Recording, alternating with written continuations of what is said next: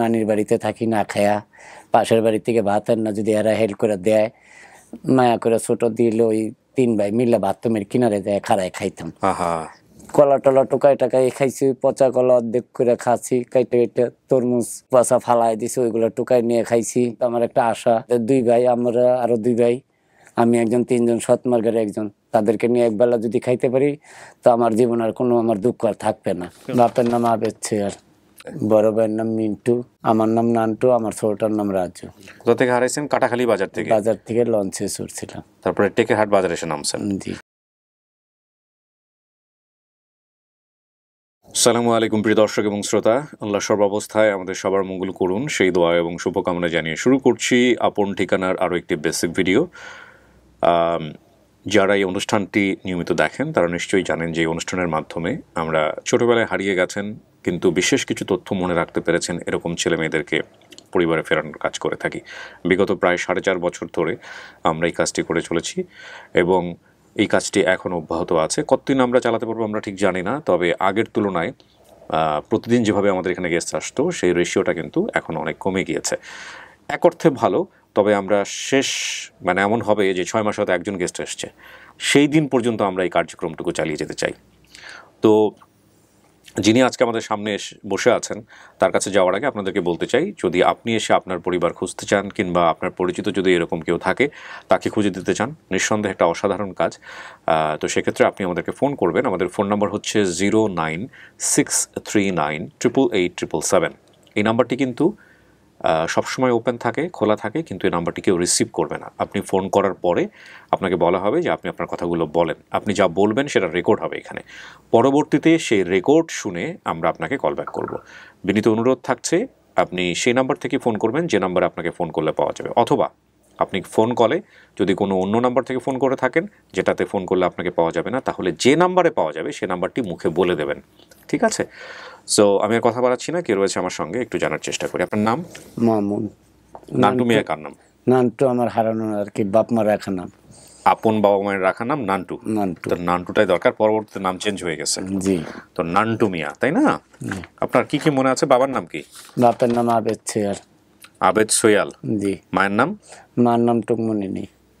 বড় ভাইয়ের নাম মনে আছে? বড় ভাইয়ের নাম মিন্টু। ছোট ভাইয়ের নাম? আমার নাম নান্টু, আমার ছোটটার নাম রাজু। নান্টু মন্টু রাজু। জি। আপনি প্রায় 28 বছর আগে হারিয়েছেন। জি। কোথা থেকে হারাইছেন? কাটাখালী বাজার থেকে। বাজার থেকে লঞ্চে চড়ছিলাম, তারপরে টেকেরহাট বাজারে এসে নামছেন। জি। আপনার গ্রামের নামটা কোনো কিছু মনে আছে? না। আপনি যে লঞ্চে চড়েছেন সেটা হচ্ছে কাটাখালী বাজার। জি। এটা আপনার বাড়ি থেকে কত দূর?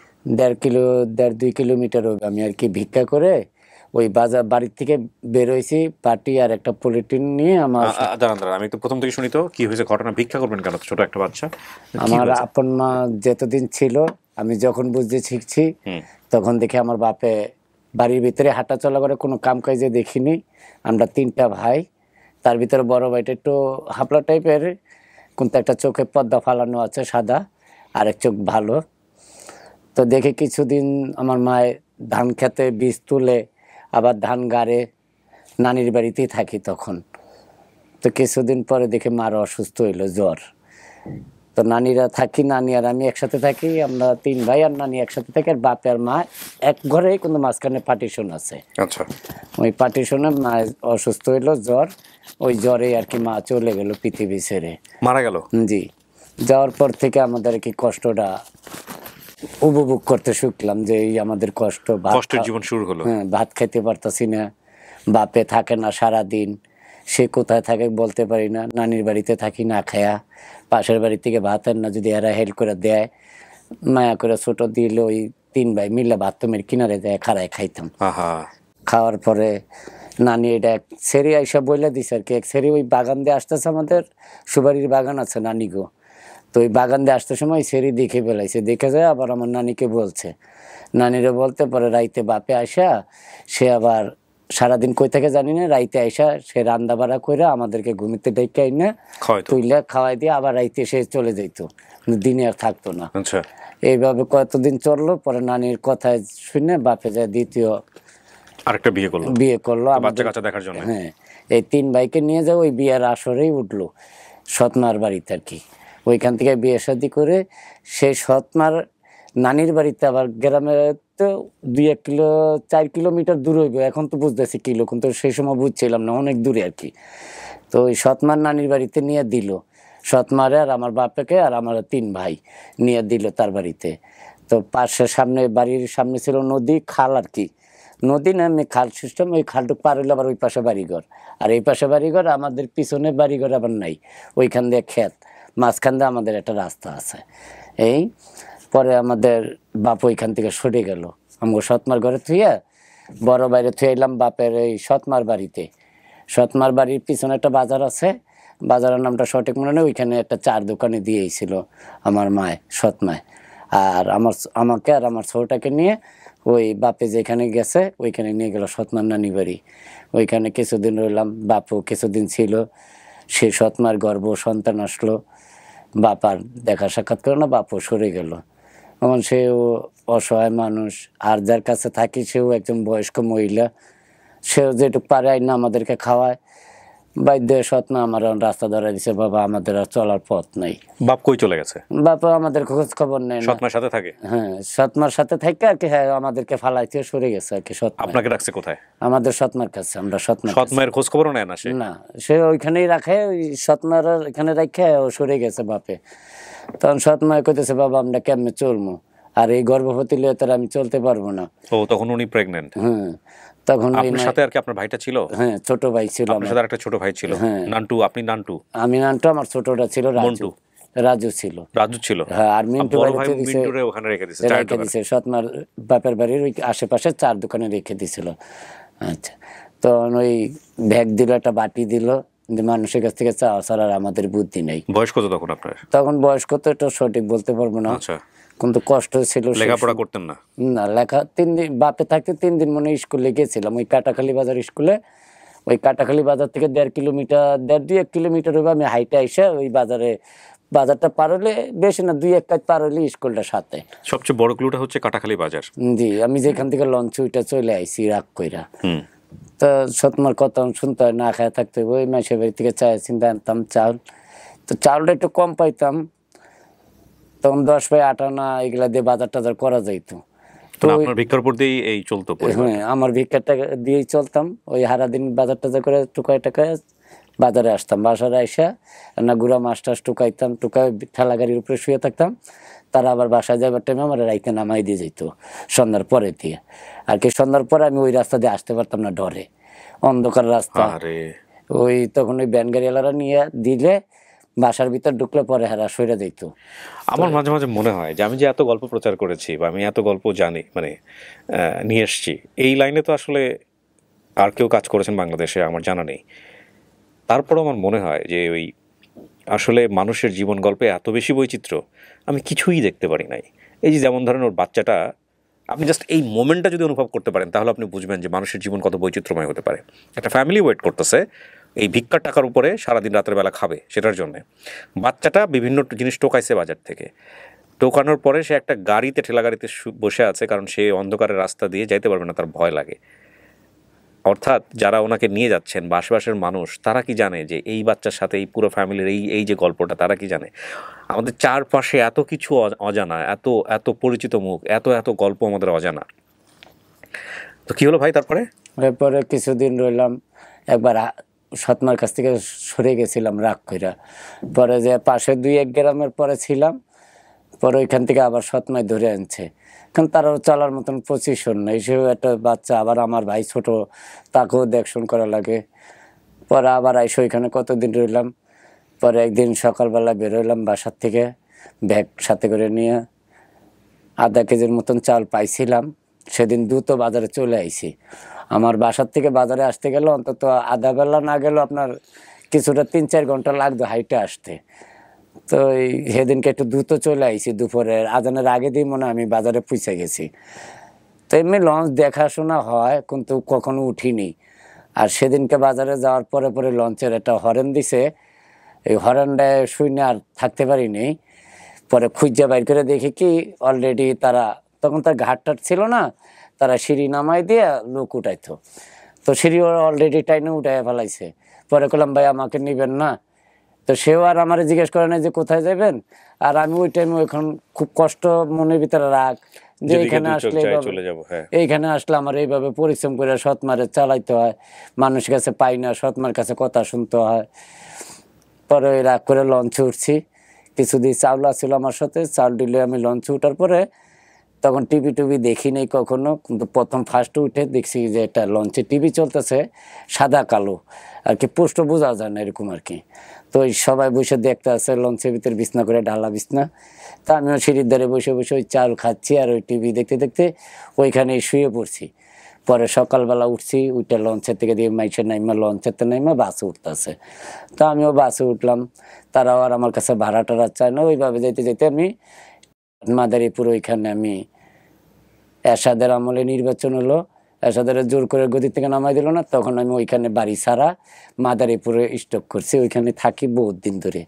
ওইখান থেকে কি করেন আপনি ওখানে থাকি? ওইখানে ওই যে চা চিন্তা খাই, এমনি ব্যাংকের সামনে শুয়ে থাকতাম, চাইতাম না, এক কমিশনার বাড়িতে যাচ্ছিলাম, তার বাসায় যায় না থালা বাটি দিয়ে দিলে, আর ওই বিসিআর এর কাছে তার মেয়েদেরকে এনে দিলে ওই ওসিলায় ভাত খাইতে পারতাম। তো ওই ভাত খেতে আমার 2 টাকা হইলে এই সময় ভরপুর ভাত খাওয়া যাইতো। আপনার থাকতেন কই? থাকতাম রাস্তার কিনারে, ব্যাংকের সামনে শুয়ে থাকতাম, আনালে কোনো দোকানে বারান্দা, ওইখানে স্কুল আছে, সারাদিন ওই ছাতি ঠিক করে সারাদিন ঠিকঠাক করে এসে সন্ধ্যার সময় স্কুলে থাকে, তারা ভাত রান্ধে, তাদের সাথে একটু হেলটেল করে দিলে তারা আমার চাইটা ভাত দেয়, আমি খাই। ওইভাবে খাইতে খাইতে অনেক কষ্ট করতে হতে একদিন লঞ্চ উঠেই আসলাম ঢাকা এসে কমলাপুর নামলাম। এগিয়ে আস্তে আস্তে বিভিন্ন ডিস্ট্রিক্ট ঘুরলাম। এইভাবে ঘুরতে ঘুরতে এখন আপনি ওখান থেকে মাদারীপুর আসছেন, জি, কতক্ষণ লাগছে? আমার ওই মাদারীপুর আসার আগে আমি আরো কিছুটা জায়গায় ছিলাম, আমার এক মহিলা নিয়ে মাদ্রাসায় ভর্তি করে দিছিল, সেখানে মুসলমানি করাইছে মাদ্রাসায় পড়ালেখা করছি কিছুদিন, পড়ার পরে ওখানেও ভালো লাগে না, চলে আসছেন? চলে আসছি, কেন নাই আমার কোনো ঠিকানা পরিচয়। আর ওই মাদ্রাসায় আপনার যারা টাকা দিচ্ছে তাদের আর কি এটা হচ্ছে বেশি, আপনি ওগুলো কাজে আর আমার যে নাই কিছু, আর আমার অত খেয়াল নাই। সামান্য মুসলমানিটাও ওইটাও আমার ওই আজমে আর কি ফাও করে দিয়ে গেছে। ওই মাদ্রাসায় অর্ডার ছিল 18 জন, সে 18 জনের পরে আর কেউই নাই, ছিলাম আমি। তা আমার মালিক 1 টাকা ওইখানে দেয় নাই, আর জানায়ও নাই তাদেরকে। পরে আজমে বললো যে এতটি টাকা পাবো, একজনের টাকা না পাইলে আমার সমস্যা নেই, আসো তোমারও করাই দিই। এই আমাকে মুসলমানি করাই দিল। তারপরে এই আস্তে এত দূরে আসছি। ঢাকা এসে কি করলেন? ঢাকা এসে ভাঙাড়ি টুকাইছি, বোতল টোতল টুকাইছি। কিন্তু এটা কয় বছর করছেন, কতদিন করছেন? এটা আপনার 2001 সাল পর্যন্ত আমি টুকাটুকি করছি। 2001 সাল থেকে, মানে কত সালে শুরু করছিলেন? আমি এটা আপনার ওই বাড়ির থেকে যখন, আনুমানিক কয় বছর করছেন এই টুকানোর কাজ? এই টুকানোর কাজ আমি না হলো 4-5 বছরের উপরে করছি। এই জীবনটা একটু বলেন তো আমাকে, এটা কি জীবন? এটা কি এটা আপনার মনে করেন কি বলবো, এটা একটা সবার শেষ সীমান্ত আর কি, না থাকে কোনো কুল কিনারা, কেউ খেয়ে ফালাই দিল, ওইটাই টুকাই নিয়ে খাইতে হচ্ছে। সদরঘাট ছিলাম, কখনো ভালো খাবার কখনো পাইছি না, আর যদি পাইতে হয়েছে তো একটু কষ্ট করে পাইতে হয়েছে। কলা টলা টোকাই টাকাই খাইছি, পচা কলা অর্ধেক করে খাচ্ছি, কাইটে কাইটে, তরমুজ অর্ধেক পচা ফালাই দিছি, ওইগুলো টুকাই নিয়ে খাইছি আর কি। কষ্ট প্রচুর করেছি। নবাব বাড়ির সামনে দিয়েই ছিলাম, বেশিরভাগ সদরঘাটেই ছিলাম। পরে আস্তে আস্তে একজনে বললো যে ট্রেনে চড়বে, তো কোথায়?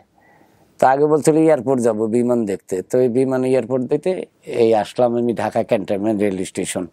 আইসা এখানে দেখলাম জিয়া কলোনি আছে আর্মিদের, ওইখানে গেলে ভাত চাইলেই দেয়। তো এখানে আমার 3জন দোস্ত ছিল, তারা আমাকে বললো যে বাসা কই? আমি তো আমার তো বাসা নাই, আমি এখান থেকে লাস্টের স্টেশন থাকি কমলাপুর। ওইখানে যাওয়ার দরকার কি, তুমি আমাদের এখানেই থাকো। এই ডিএসএ বাড়ি দ্বারা ডিএসএর সামনে দিয়ে বসবাস করলাম, স্টেশনের সামনে। স্টেশনে থাকি রাইতেলে, আর সারাদিন হলে ভাঙাড়ি টুকাই। ভাঙাড়ি বিক্রি করে? ভাঙাড়ি বিক্রি করে টাকা পয়সা কত পাইতেন? এই 17 টাকা 18 টাকা সারাদিন? সারাদিন না, ঘন্টাখানে টুকাইলে কিছুটা হইলে নিয়ে বিক্রি করলে। গোসল করতেন কই? ওই পুষ্করণী পারে আশেপাশে যেখানে পাইতাম। কাপড় চোপড় রাখতেন কই? কাপড় চোপড় রাখতাম না। কাপড় চোপড় মনে করেন আপনার একটা এমন দিন গেছে, এক গেঞ্জি পিন্দা মাস 6-7 মাসও গেছে গা, একটা গেঞ্জির তলে শীত নাই, রাইত না, ওইভাবে ঘুমাইছি। শীতের রাতে থাকতেন কই? ওই একটা গেঞ্জির ভিতরে পুরা শরীর ঢুকাই দিতাম, হাত পাও। এত মানুষ কম্বল দেয়, এত কিছু দেয়, এই সময় তো কম্বল দিচ্ছে না। কম্বল তো এখন দিচ্ছে মানুষে। আমরা 2008 সাল 9 সাল পরের থেকে মানুষের কম্বল পাইছি। কিন্তু তার আগে অনেক কষ্ট করে ফেলছি, একটা গেঞ্জির ভিতর ঢুকে ঘুমাইছি। এমন দিন গেছে গেঞ্জিও ছিল না, সদরঘাটে সিরিয়াল ধরে শুয়ে আছি মানুষ। চুরি টুরি করছেন কখনো? না, আমার জীবনে আমি দুইটা জিনিস পছন্দ করি না, এক হচ্ছে মিথ্যা কথা আর দুই হচ্ছে চুরি।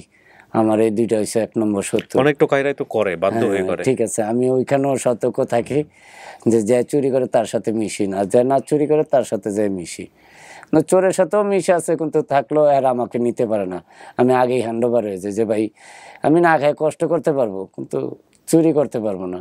এখনো আমি 2 বেলা 3 বেলা না খাইও থাকি, তা ইচ্ছা করলে দেখতে পারতাছি যে এই জিনিসটা নিলে আমি বেঁচে খাইতে পারবো, কেউ এটা প্রতিবাদও করবে না, তাও আমি ধরি না। এমনি রাস্তাতে হাইটা গেলে যে 20 টাকা 30 টাকা পয়রা পাইলে একজনকে দিয়ে দিই। নিজে কিন্তু কষ্ট করতেছি যে নিজের পেটে কিন্তু খাবার নেই, পকেটে টাকাও নেই, তারপর ওই জিনিসটা যে পাইছি নিয়ে খাবো এই শক্তিটাও করি না, আরেকজনকে দিয়ে দিই, এরকম আর কি কষ্ট। তারপরে কি হইলো এরকম করতে এরপরে করতে? এখানে আইসি 2011 সালে একজনে আমাকে চাকরি দিল। রেডিসনে? হ্যাঁ, ঝাড়ু দেওয়ার চাকরি, একটা পিসিএস কোম্পানিতে, যে 1700 টাকা বেতন দিবে আর ওভার টাইম আছে 3 ঘন্টা করে, খাবার টাবার ভিতর থেকে দিবে। তো আমি কোন জায়গায় ঝাড়ু দেন আপনি? এই আউটসাইড আর কি, আউটসাইড ঝাড়ু দেন? ভিতরে। এত কম বেতন? হ্যাঁ, এটা কোম্পানির মাধ্যমে ঢুকছি তো ওই আচ্ছা আচ্ছা, মানে একটা 5 স্টার হোটেলের ঝাড়ুর কথা বলছে। হ্যাঁ, তারপর বলেন। ওইখানে ঝাড়ু টাড়ু দিছি। পরে এরকম 1 ক্লাসে পোলাপাইন, তো তারা বললো যে তোমার বাপ মা। আমি আমার এরকম বাপ মা তো নাই, আমি তো অনেক ছোট থাকতে হারাইছি। তাহলে একটা বিজ্ঞাপন লেখা তুমি নেটে ছেড়ে দাও। তখন মোবাইল চালানো শিখতেছি, কিনছি কম দামে মোবাইল কিনে ওইভাবে চালাচ্ছি। পরে এরকম একটা বিজ্ঞাপন লিখলাম, লিখে এটা মোবাইলে চার্জ দিছি 2011 থেকেই আমি এটার পিছে লাগছি। এবার আর কতটি পৃষ্ঠা ছাপাইয়া বিভিন্ন এলাকায় যা দিয়ে আইছি। যেমন হ্যাঁ, বরিশাল এলাকায় দিয়ে আইছি, গলাচিপা, পটুয়াখালী, বিভিন্ন এলাকায় দিয়ে আইছি, কিন্তু এখনো সারা পাইছি না। বিয়ে করছেন? জি। সংসার আছে আপনার? তাহলে ছেলে মেয়ে কয়জন? 2 মেয়ে 1 ছেলে। এরা জানে আপনার এই গল্পটা? জি, তারাও আমাকে খুব, তাদের একটাই আশা যে তোমার তো ঠিকানা নাই, তারপরও যদি একটু পাইতা খুঁজে এলে আমার পোলাটার জন্য আর কি আমি খুব দৌড়াচ্ছি। লেখাপড়া করান ওদেরকে? না, টাকার হারে করতে পারি। কি করেন আপনি এখন পেশায়? আমি বর্তমানে এখন ঝাড়ু দিচ্ছি ওই হোটেলেই? না, হোটেলের থেকে গত মাসে বের হয়েছি, এখনো রানিং এ বেরোই নেই। রানিং এ 24 তারিখে বেতন পাবো, এখনো 24 তারিখে বের হয়ে আর একখানে ঢুকছি এই ঝাড়ুর কাজ। হ্যাঁ। কেন খুঁজেন পরিবার? কাকে খুঁজেন? আমি খুঁজি এখন, আমার দুঃখ একটাই যে আমার আপন মা মারা যাওয়ার পর আমরা ভাইয়েরা কোনোদিন ভালো মন্দ খাবার খাইতে পারিনি।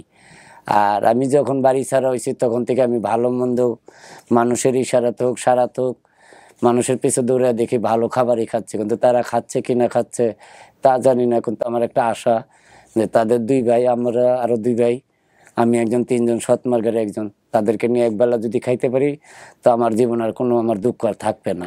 আপনি অনেক ভালো মানুষ। পৃথিবীতে আমরা কোনো না কোনোভাবে প্রত্যেকটা মানুষই বিভিন্ন সার্কামস্টান্সেসের মধ্য দিয়ে যাই।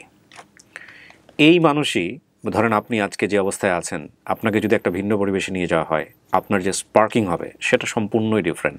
আপনার কাজ, আপনার কন্ট্রিবিউশন, আপনার জ্ঞান, আপনার আচার বিচরণ সমস্ত কিছু আলাদা হয়ে যাবে। ও সিচুয়েশনালি যে পরিবেশের মধ্যে দিয়ে বড় হয়ে গেছে, ও যদি ওই যে পরিবেশে না থেকে আমার পরিবেশে থাকতো তাহলে হয়তো আমার চেয়েও বেটার কন্ট্রিবিউশন দিত, বা আপনার পরিবেশে থাকতো আর চেয়েও বেটার কন্ট্রিবিউশন দিত। কোনো মানুষকেই কখনোই তার সার্কামস্টেন্স, মানে তার যে বড় হয়ে ওঠা, তার যে এনভায়রনমেন্ট, সেটা দিয়ে জাজ করা উচিত না, কারণ সে ভাগ্যের শিকার, পরিস্থিতির শিকার।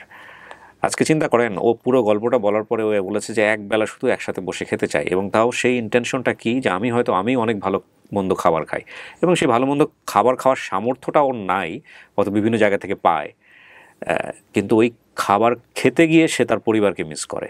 মানুষ পরিবারকে কখন মিস করে? মানুষ পরিবারকে মিস করে, আপনজনকে মিস করে বেশ কিছু ক্রিটিক্যাল মোমেন্টে, এবং এই যে কথাগুলো আমি আপনাকে বলছি এগুলো মনোবিজ্ঞানে একেবারে এস্টাবলিশড। তার মধ্যে একটা হচ্ছে সবচেয়ে আনন্দঘন মুহূর্তে, কারণ মানুষ আনন্দঘন মুহূর্তগুলো শেয়ার করতে চায়, এবং তার সাথে শেয়ার করতে চায় যে সবচেয়ে কাছের মানুষ, সবচাইতে ক্রিটিক্যাল মোমেন্ট, সবচেয়ে কষ্টের সময়, এবং সবচেয়ে কষ্টের সময় মানুষ সবচাইতে কাছের মানুষের সঙ্গে শেয়ার করতে চায়। আপনার কাছে সবচেয়ে কাছের মানুষকে, এইটা আপনি বুঝবেন 2টা উপায়ে। সবচাইতে ইজিয়েস্ট ওয়ে। আপনি যখন প্রচণ্ড হ্যাপি থাকবেন এবং ওই মোমেন্টে আপনার যখন মনে হবে যে এই মানুষটার সাথে যদি আমি আমার হ্যাপিনেসটা শেয়ার করতে পারতাম, প্রথম যে মানুষটাকে আপনার মনে আসবে সে মানুষটা আপনার সবচেয়ে আপনার দিক থেকে কাছের মানুষ। এবং একই সাথে ভাইস ভার্সা যদি আমি বলি, সবচাইতে কষ্টের বা দুঃখের মোমেন্টে যদি আপনার কোনো মানুষের কথা মনে পড়ে, তাহলে মনে করবেন যে ওই মানুষটাই আপনার সবচাইতে কাঙ্ক্ষিত মানুষ এবং কাছের মানুষ। এই মানুষটা যদি ভুল মানুষ হয় তাহলে জীবনে কষ্টের কোনো সীমা নাই। যাই হোক, সেটা অন্য প্রসঙ্গ। কিন্তু আজকে দেখেন ওনার কাছে হ্যাপি মোমেন্ট কি? ওনার কাছে হ্যাপি মোমেন্ট হচ্ছে একটু ভালো মন্দ খাওয়া, এবং সেই হ্যাপি মোমেন্টে তার পরিবারকে মিস করে, সবচেয়ে কাছের মানুষদেরকে মিস করে। এবং আপনার সৎ মায়ের জন্য মায়া হয় না? জি, সেও আমাদের জন্য অনেক করেছে। আমরা 3টা ভাই, এক বাইরে থুয়ে আইছে তার বাপ মার পাশে, আর 2টা আমাদের 2জনকে নিয়ে যে সে রইছে। আর অন্য কেউ হইলে ফালাই দিত। আমার বাপে যখন সরে গেছে তখন কিন্তু সে ইচ্ছা করলে কিন্তু সেও আমাদেরকে ফালাই দিয়ে আর এখানে চলে যেত, কিন্তু সে গেল না। সে বাপের বাড়ি তো আমাদেরকে বেড়াইতে নিয়ে গেছিল একবার, নিয়ে যায় এই ঘরে 2 দিন, এই ঘরে 2 দিন এদের বাইরের ব্যাপারে খাইছি। যদি বেডির মনে যদি খারাপ কিছু থাকতো তাহলে সে ফালাই দিলে তার মনে কষ্ট লাগতো, কিন্তু না, সেও আমাদের জন্য অনেক করছে। আমরা মনে করি আমার মা মারা যাওয়ার পরে সে আমার মার জায়গায় আইছে। তো অতএব আমাদের এখন নান্টু, আপনি যা বলছেন এই যে কাটাখালী বাজার, এটা কি বরিশাল বিভাগের মধ্যে? আপনি নিশ্চিত এটা বরিশাল বিভাগের ভিতরে আছে কিনা? ফরিদপুর থেকে ভোলার এদিকে বিভাগের ভিতরে, আমি মনে করেন বরিশাল আর এদিক দিয়ে হচ্ছে ভোলা শেষ সীমান্ত, এর মাঝামাঝি আমি হব। আচ্ছা, তো এই কাটাখালী বাজার, আপনার ওনারা ম্যাপটা যেটা দেওয়া আছে একটু ফলো করেন। এই কাটাখালী বাজারের থেকে উনি বলছে 1-1.5 কিলোমিটারের মধ্যে আপনার বাড়ি ছিল। হ্যাঁ, বাড়ি ছিল, ওটা সামনে ছিল, ওটার পরে আবার আপনার 1-1.5 কিলোমিটার গেলে আবার নদী ভাঙ্গা। আর আমার সৎ মা যেখানে রেখে গেছে বাপে, ওইখান থেকে আমাদের স্কুলের যে কাটাখালী বাজার স্কুল থেকে আরও আপনার 4-5 কিলোমিটার হবে আমার নানা বাড়ি দাদা বাড়ি। তার ভিতরে আবার আছে ওই আমার সৎ মার নানি বাড়িও ধরতে হবে, এখন ধরতে গেলে ওটাও নানি বাড়ি ধরতে হবে। আমার বাইরেকে জেনে বড় রেখাইছি, ওইখানেও 5-6 কিলোমিটার তাদেরকে থুইয়ে ওই কাটাখালী বাজার থুইয়ে আরও 1-1.5 কিলোমিটার দূরে যে আমরা বসবাস করছি। সৎ মা বাপে থুয়ে গেছে, সৎ মার সুইয়া। ওইখান থেকে সবসময় ওই বিক্রি টিকে করে এই বাজারে আসতাম, আবার অন্য গ্রাম দিয়েও আসলে এই বাজারেই আসতাম, কাটাখালী বাজারে। আরো 2-3 গ্রাম ঘুরলেও আমি এই কাটাখালী বাজারটাই আর কি আসতাম। আমার বাবার নাম হচ্ছে আবেদ সোয়াল। আবেদ সোয়াল। উনি কি ঘর বানাইতো? তা সঠিক বলতে পারতাম না, কিন্তু তারে কোনোদিন কাজ করতে দেখিনি। এই কাটাখালী বাজারে কি আপনার ভাইরে রেখে গেছিল কোনো দোকানে? না। মিন্টু রাজু আর উনি হচ্ছেন নান্টু মিন্টু রাজু, 3 ভাই। কাটাখালী বাজারে গিয়ে যদি অ্যানাউন্স করা যায় আবেদ সোয়াল হলো, যেহেতু কাটাখালী বাজারকে ঘিরেই ওনাদের সমস্ত কিছু, সো একটু আমার মনে হয় চেষ্টা করলে হয়ে যাবে ইনশাল্লাহ। দেখি আমরা সবাই মিলে কিছু করতে পারি কিনা আপনার জন্য। আপনি বেশি বেশি আল্লাহকে বলেন, হ্যাঁ, দেখা যাক, আল্লাহ যদি চায় তো আপনার পরিবারের কাছে আপনি ফিরে যাবেন ইনশাআল্লাহ। প্রিয় দর্শক এবং শ্রোতা, এই প্রত্যাশায় আমরা শেষ করছি আজকের মতো। আসসালামু আলাইকুম।